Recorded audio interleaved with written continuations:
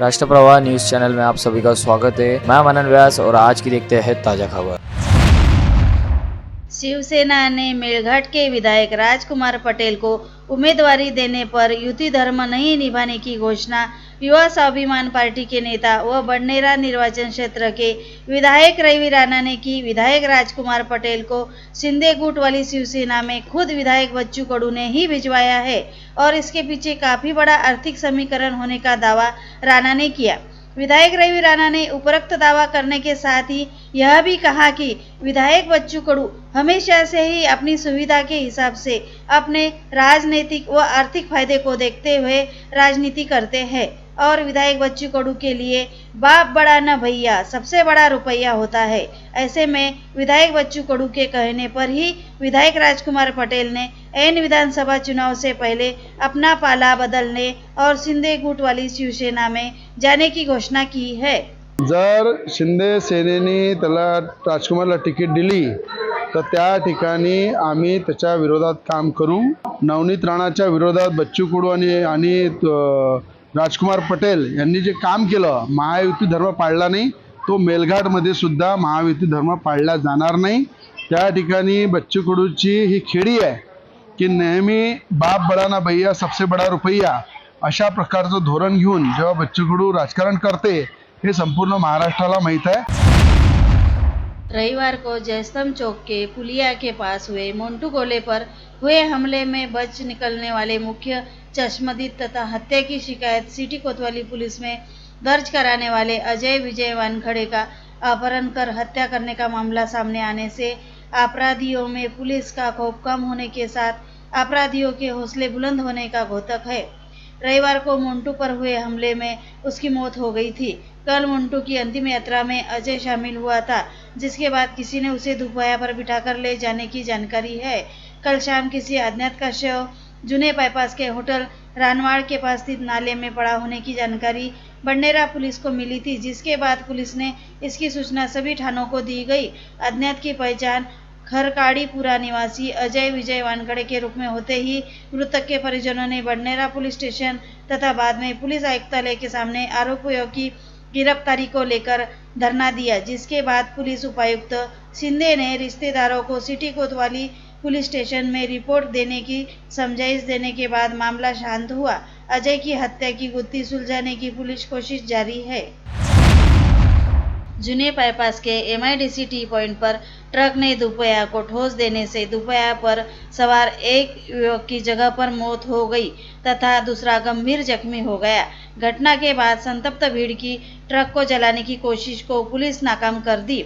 घटना के अनुसार दुपहिया क्रमांक MS27 CE2618 के चालक गोपाल नगर के जुने बाईपास के टी पॉइंट से MIDC की ओर मुड़ते ही दस्तूर नगर से MIDC जा रहे ट्रक क्रमांक MH46 AF0593 ने दुपहिया को टक्कर दी। मृतक तथा जख्मी दोनों मेलघाट निवासी है।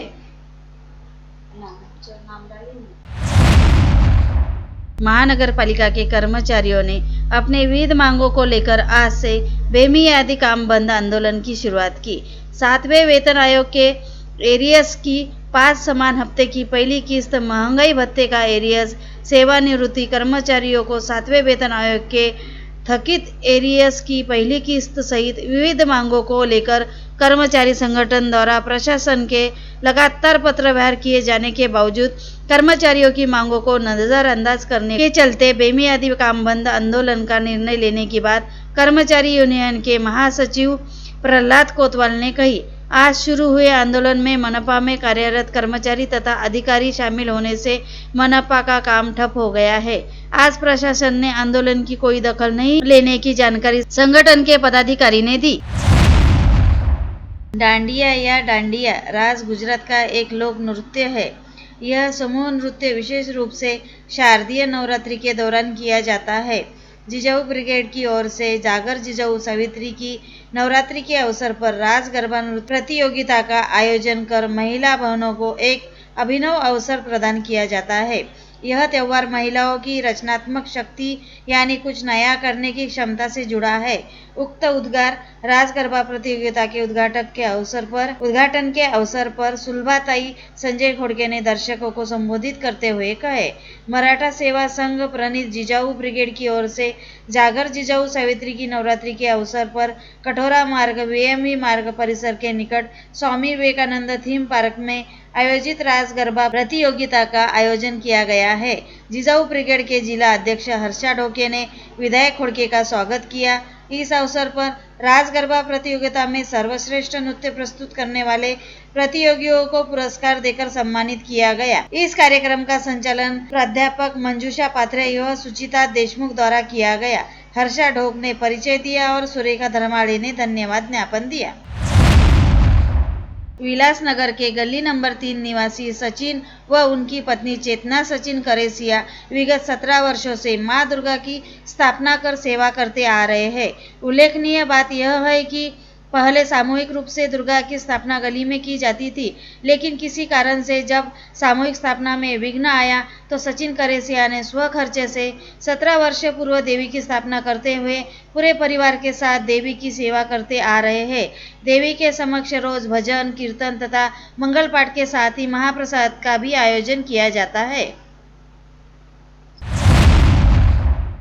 महारुद्राय महिला भक्ति मंडल तथा सागर देशमुख मित्र परिवार की ओर से स्थानीय अकोली रेलवे स्टेशन रोड के जयप्रभा कॉलोनी के हनुमान मंदिर परिसर में नवरंगोत्सव गरबा महोत्सव जागर महाशक्ति का थीम पर विगत 3 वर्षों से गरबा स्पर्धा का आयोजन किया गया है। गरबा स्पर्धा में रोज प्रथम आने वाले 5 प्रतियोगिताओं में लकी ड्रॉ निकालकर पहले आने वाले को पैठनी साड़ी उपहार में दी जा रही है।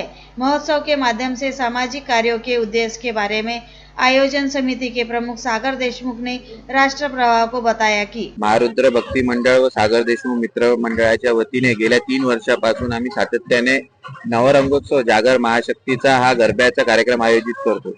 गरबे तर भरपूरच असतात, पण गरब्यात काहीतरी नवीन असलं पाहिजे आणि अमरावती जिल्ह्यातच नव्हे तर संपूर्ण विदर्भात एकमात्र असा गरबा आहे हा की हा फक्त महिलांसाठी आहे। म्हणून आमच्या कार्यक्रमाची थीमच ही आहे की नवरंगोत्सव जागर नारी शक्तीचा।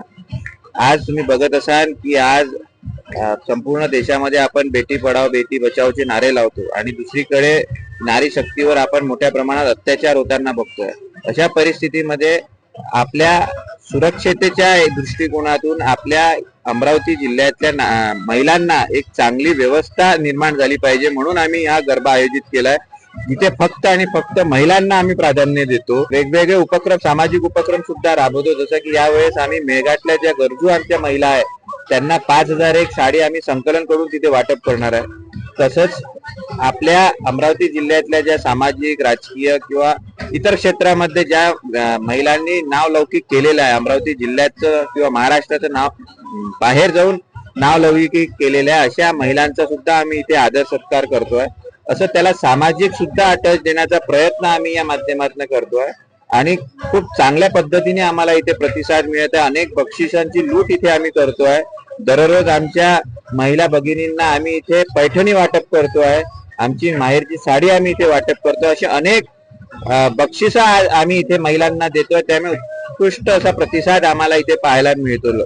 महिलाएं स्वयं शक्ति का प्रतीक है, लेकिन यदि वे कभी किसी भी संकट या विपरीत परिस्थिति में हो तो केवल 112 डायल करें, उन्हें तुरंत पुलिस मदद मिलेगी। वे घबराए नहीं, नवरात्र उत्सव आनंद और उत्साह के साथ मनाएं। यह संबोधन पुलिस आयुक्त नवीन चंद्र रेड्डी ने किया। रविवार को आंचल विहार ईश्वर कॉलोनी के रणरागिनी नव दुर्गोत्सव मंडल को उन्होंने भेंट दी। उनके हाथों माता की आरती की गई। इस समय दिलीप मुंदाने ने उनका शाल श्रीफल देकर सत्कार किया। इस समय मंडल के भूपेश कथड़कर, प्रकाश राउत, सुनील केशरवानी, दीपाली मुंदाने, ज्योति नाईक नवरे, राखी वाघमारे, सारिका उंबरकर, विद्या उंबरकर, वैष्णवी नाईक नवरे, पूजा सगने, श्रुति हंडे, सविता शर्मा सहित महिलाएं बड़ी संख्या में उपस्थित थी। और लेटेस्ट न्यूज़ देखने के लिए राष्ट्रप्रवाह चैनल को लाइक और सब्सक्राइब कीजिए।